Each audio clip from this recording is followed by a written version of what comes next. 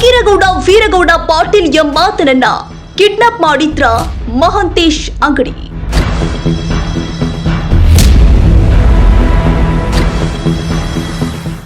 Ilkal cooperative ಬ್ಯಾಂಕಿನ ಕುಷ್ಟಗಿ ಶಾಖೆಯ ವ್ಯವಸ್ಥಾಪಕರಾಗಿ ಕೆಲಸ ನಿರ್ವಹಿಸ್ತಾ ಇದ್ದ ಫಕೀರಗೌಡ ವೀರಗೌಡ ಪಾಟೀಲ್ ಎಂಬಾತನಿಗೆ ಮಹಂತೇಶ್ ಅಂಗಡಿ ಮಾನಸಿಕ ಮತ್ತು ದೈಹಿಕ ಕಿರಿಕಿರಿ ಕೊಡ್ತಾ ಇದ್ರ.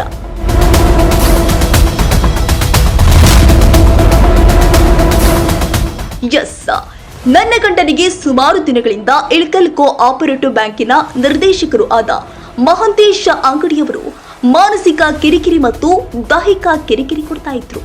ದಿನಾಂಕ 8/3/2024 ಬೆಳಿಗ್ಗೆ 8 ಗಂಟೆಗೆ ನನ್ನ ಮನೆಗೆ ಬಂದು ನನ್ನ ಗಂಡನನ್ನ ಅವರ ಸ್ಕೂಟರ್ ಮೇಲೆ ಕೆಲಸವಿದೆ ಬಾ ಅಂತ ಕರೆದುಕೊಂಡು ಹೋಗಿದ್ದಾನೆ.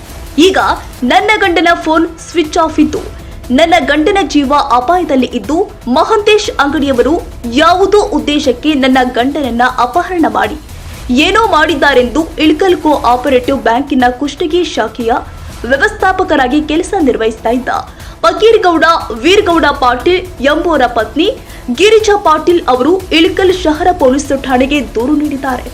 ಈಗಾಗಲೇ ಇದಕ್ಕೆ ಸಂಬಂಧಪಟ್ಟಂತೆ ಎಫ್ಐಆರ್ ಕೂಡ ದಾಖಲಾಗಿದೆ. ಒಟ್ನಲ್ಲಿ ತಾವು ತಮಗೆ ಮುಂಚೆ ತಿಳಿಸಿದ ಹಾಗೆ ಅಂಗಡಿ ಮಹಂತೇಶ್ ಎಂಬುವರ ಮೇಲೆ ಹಲ್ಲೆ ಆಗಿದ್ದಕ್ಕೂ ಮತ್ತು ಇಳಕಲ್ ಕೋಆಪರೇಟಿವ್ ಬ್ಯಾಂಕಿನ ಕುಷ್ಟಗಿ ಶಾಖೆಯ ವ್ಯವಸ್ಥಾಪಕರು ಆದ ಫಕೀರಗೌಡ ಪಾಟೀಲ್ ಅವರನ್ನ ಮಹಂತೇಶ್ ಅಂಗಡಿಯವರು ಕಿಡ್ನಾಪ್ ಮಾಡಿದ್ದಾರೆ ಅಂತ ಹೇಳೋದಕ್ಕೂ ಒಂದಕ್ಕೊಂದು ಏನೋ ಸಂಬಂಧವಿದೆ ಅಂತ ಕಂಡು ಬರ್ತಾ ಇದೆ. ಮುಂದೆ ಈ ವಿಷಯ ಯಾವ ಹಂತಕ್ಕೆ ತಲುಪುತ್ತೆ ಕಾದು ನೋಡೋಣ. S1 India news Ilkal.